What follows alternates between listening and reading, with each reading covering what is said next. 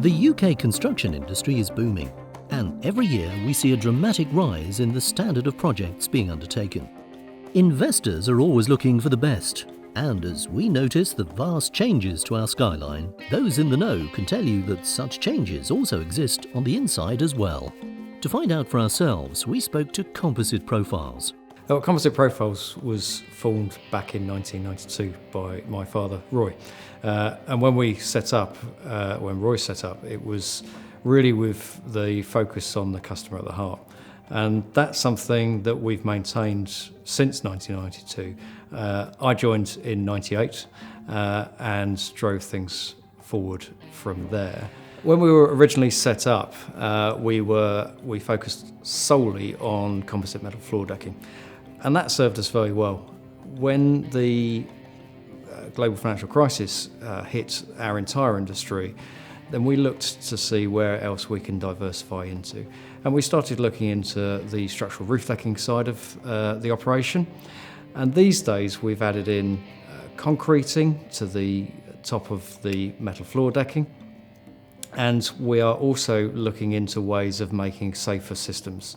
One of these is our Hull Protect system, which will mean that all the small service voids which usually litter the composite floor are fully protected by ourselves, and that takes it away from a headache for the main contractor. Earlier in the year, Composite Profiles gave our team access to their latest project.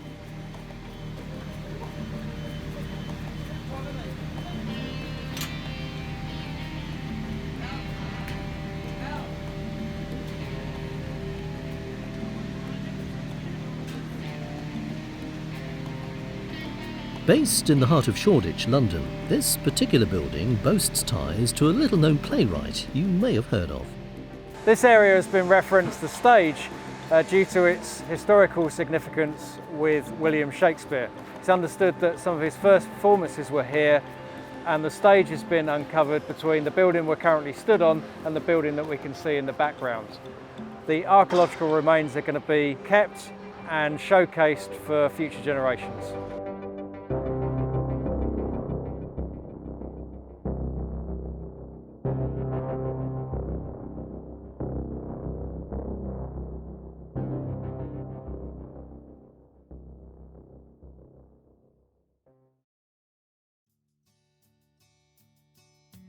We're currently up to level 6 with the metal decking works. The steelwork has progressed further.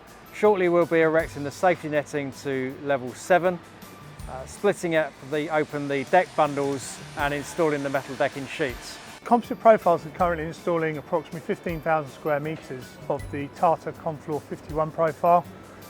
This has been installed over 12 floors on the building and the roof.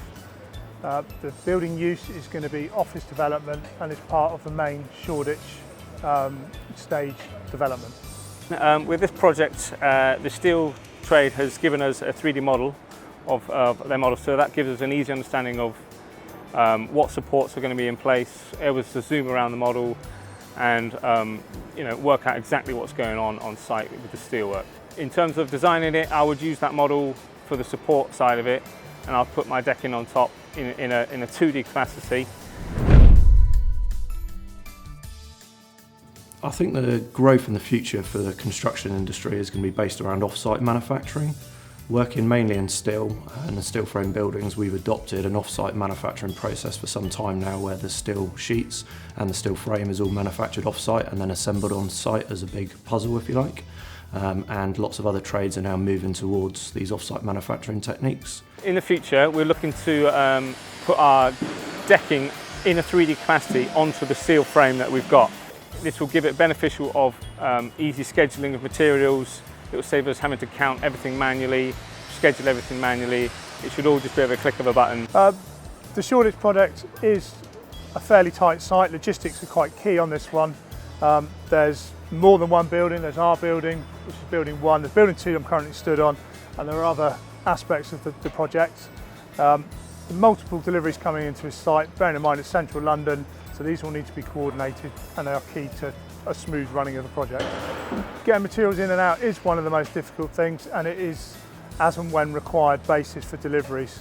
There's no point in getting materials here early and having them sat here because you are just taking up prime space on the project. Going forward for the next decade, I can see the collaboration between various parts of the supply chain working much, much closer together.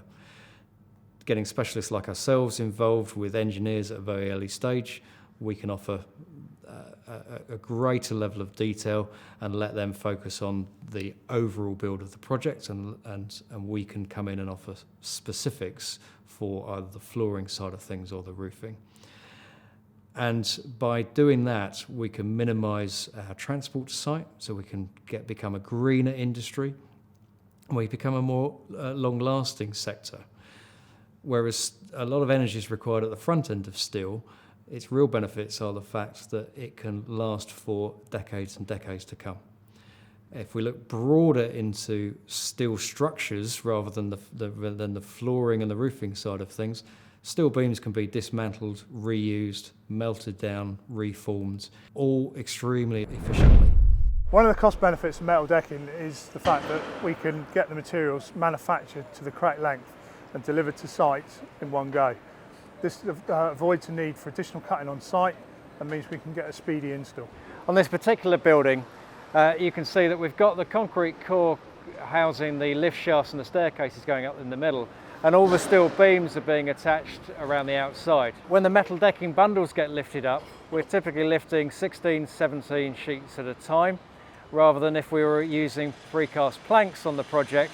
Each one of those would need to be lifted up individually, and the crane time alone is key for projects like this, especially in busy inner city centres like we are at the moment. The client can save money on a project by early engagement.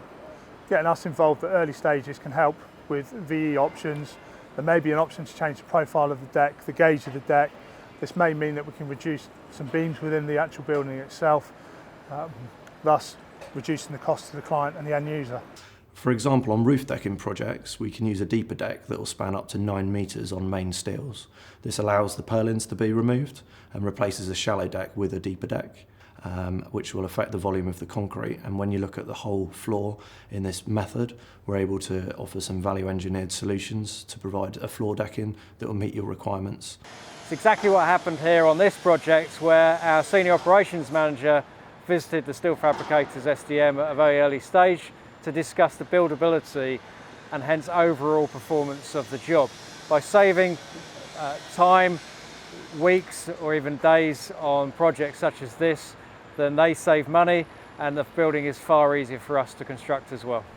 One of the big challenges our site teams face, which is a natural part of our environment, although odd to a lot of people looking on, is that when we're putting our product down, there is literally no floor beneath us. We are the first trade in.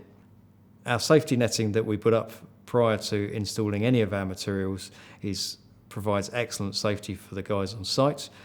But when we're working, and we could be working on level 10, level 20, there are no sides to the building either.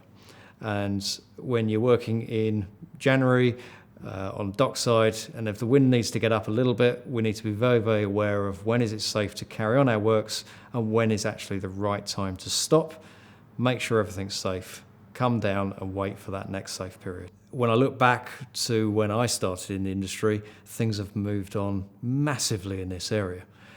The introduction of safety nets as a safety fall protection system came in around about 2000, and looking back, everyone would not believe that we could have done it in any different kind of way.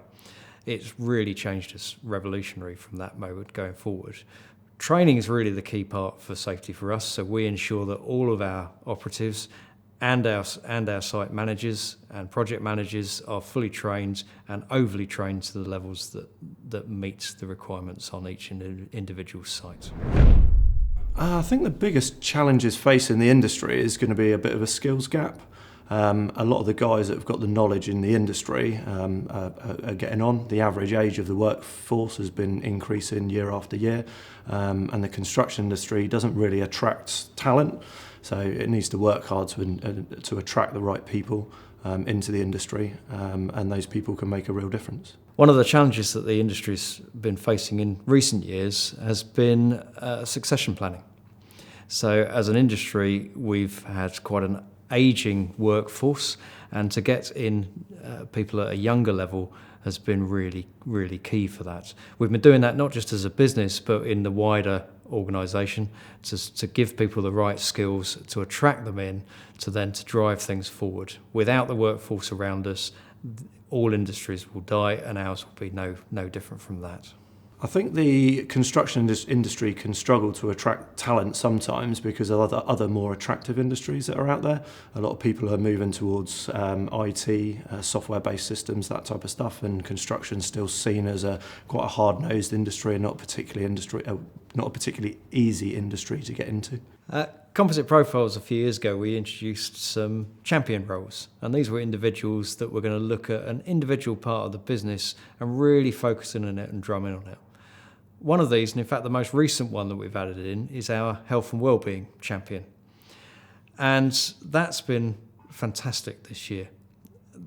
This year we've had our health and wellbeing week, in which case we focused on a different area per day, and that's not necessarily just healthy eating, it's exercise, and it's also the mental health side of our business. We believe in the overall health and well-being of our team, so recently we've instigated the Monday morning mile where we all go out for a walk, and we've also do yoga on a Tuesday. I actually think it's fun. I also think the fact that you've got the table tennis table here actually gives the guys an opportunity, a little stress upstairs. They come down, they have a game of ping pong, have a bit of a laugh, hit a ping pong ball really hard, come back upstairs, release tension, it's great. We've recently trained 3 of our team to be mental health first aiders, and we actually have a mental health first aid kit. Similarly to have a first aid kit with plasters in, we have one of these but with information and knowledge about where to go if we see somebody struggling. We're not experts and we don't pretend to be experts in the details of mental health, but what we are now very good at is being able to signpost individuals at an early stage so that they can seek the help that they need. One initiative that sits close to many people's hearts is the effort to go green, and various sectors are making vital changes in order to reduce their contribution to climate change. Construction is no different. Sustainability in construction is an increasingly important area. We work very closely with Tata Steel, who hold their BES 6001 sustainability accreditation. This means that they've got through sourcing and traceability for all their products, meaning that we stay a step ahead of our competition. Sustainability goals, I think, are being met in the construction industry. We work a lot in steelwork. Steel is very recyclable. I was looking at some stuff recently that was saying there was up to 99% of steelwork that's put into buildings can be recycled or has been recycled. There's a lot of focus on the sustainability and the environmental impact of the buildings. Looking to the future, we can see big technology gains from both products and computerised design. With specialists being engaged at early stages, we can work together, bring in our specialisms, and this is going to really benefit the industry as a whole. The construction industry is thriving mainly in London and the major cities like Birmingham and Manchester. There's also a lot of regeneration along the M4 corridor in places like Slough. We've done a lot of data centre work, which is obviously big business in the UK at the moment, with everyone needing to house their storage. With such projects underway and new solutions available on the market, it's clear that the British construction industry is quite simply on the up.